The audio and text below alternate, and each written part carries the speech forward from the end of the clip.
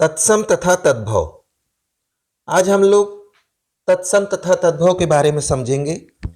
तत्सम क्या होता है? तत्सम यानी उसके समान। जैसे संस्कृत भाषा से जो शब्द हिंदी में आए हैं और ज्यों के त्यों प्रयुक्त हो गए हैं, तो वे क्या कहलाते हैं? तत्सम कहलाते हैं। जैसे अग्नि हो गया, वर्षा हो गया, श्लोक हो गया, कृष्ण हो गया।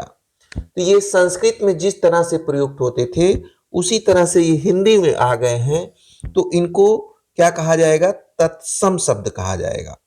अब देखिए तद्भव क्या होता है। तद्भव यानी विकसित या उससे उत्पन्न। तो वे शब्द जो संस्कृत से उत्पन्न या विकसित हुए हैं क्या कहलाते हैं? तत्भव कहलाते हैं। तो हमको मूल रूप में पहले क्या जानना है कि जो तत्सम और तद्भव हैं संस्कृत से रिलेटेड हैं। दूसरी चीज, संस्कृत के शब्द ज्यों के त्यों जो ले लिए गए हैं हिंदी भाषा में वो तत्सम कहे जाते हैं, और जो परिवर्तनों के साथ लिए गए हैं वो तद्भव कहलाते हैं। ठीक है, इसको हम उदाहरणों के साथ समझेंगे तो ये हमें ज्यादा समझ में आएगा। अब देखिए इन शब्दों को पढ़िए।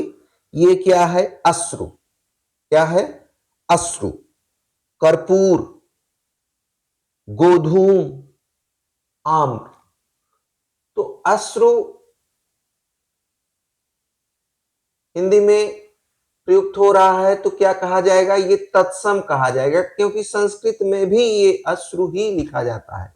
कर्पूर तो हिंदी में तत्सम है, लेकिन तद्भव कब कहा जाएगा? जब हम अश्रु को क्या लिखते हैं? आंसू। कर्पूर को क्या लिखते हैं? कपूर। और गोधूम, गोधूम देखिए बहुत इंपॉर्टेंट है। तो गोधूम तत्सम शब्द है और इसका तद्भव क्या हो जाएगा? इसका तद्भव हो जाएगा गेहूं, जो हम लोग खाते हैं। ठीक। उसके बाद देखिए आम्र। आम्र क्या है? ये तत्सम शब्द है और इसका तद्भव क्या हो जाएगा? आम हो जाएगा।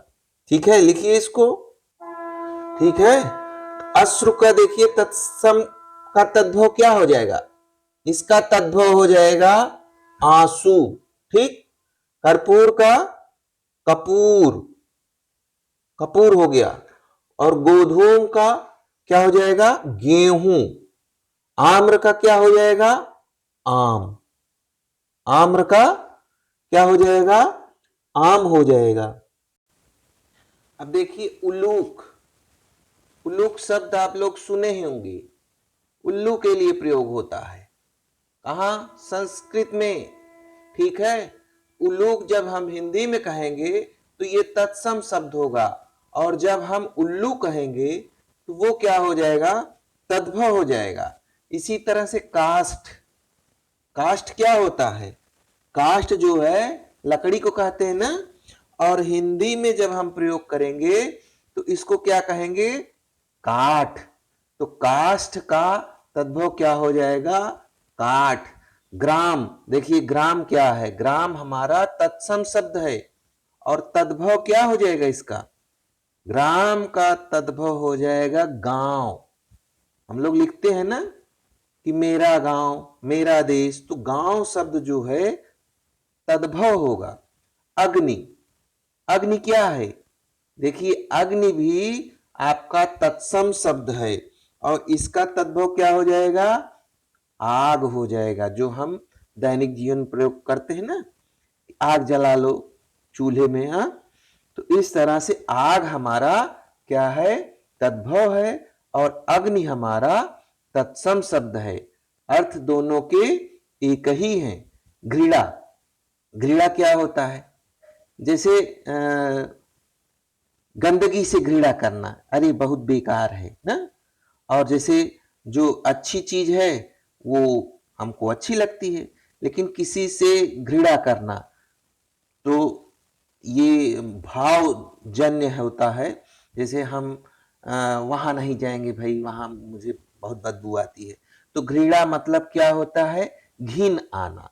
तो घिन आना जो है, जैसे कहा घिनाई गया भाई, तो घिन आना आपका क्या है? तद्भव है।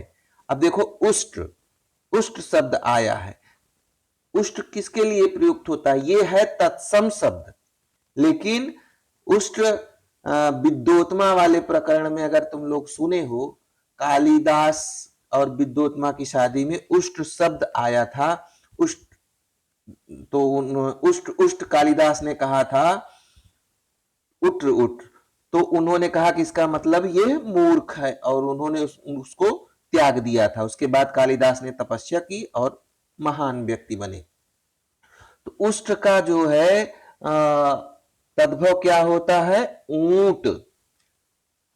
कोकिल, कोकिल जानते हो किसे कहते हैं? कोकिल माने जो कूजती है, यानी हिंदी में हम उसको क्या कहते हैं? कोयल। तो कोकिल भी कहते हैं, कोयल भी कहते हैं। कोकिल जहां लिखा जाता है, ये जैसे कोई काव्य पाठ लिखा गया, उसमें कोकिल भी प्रयुक्त हो जाता है, कहीं कहीं कोयल भी प्रयुक्त किया जाता है। तो कोकिल जो है तत्सम शब्द है, और कोयल इसका तद्भव शब्द है। अब गर्दभ, गर्दभ भी तुम लोगों को समझ में आना चाहिए। गर्दभ माने गदहा होता है, ठीक है? गर्दभ माने गदहा होता है। अब देखिए उल्लूक क्या हो गया? उल्लूक हो गया उल्लू। उल्लू जो रात में देखता है ना, उल्लू केवल रात में ही देखता है, दिन में नहीं देख पाता। काष्ठ, काष्ठ का क्या हो गया?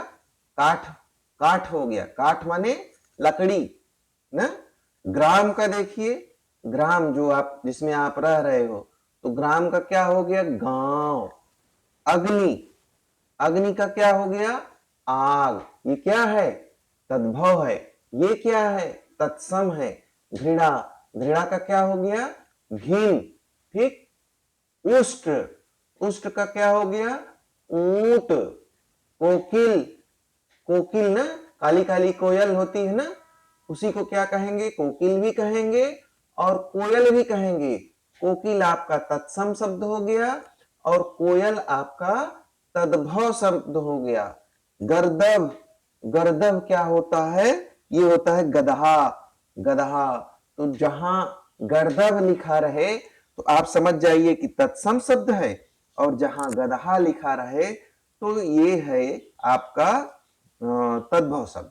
तो तत्सम क्या होता है? तत्सम जो संस्कृत से सीधे हिंदी में प्रयुक्त कर दिया जाता है, उसमें जो है उसे हम क्या कहेंगे? तत्सम शब्द कहते हैं।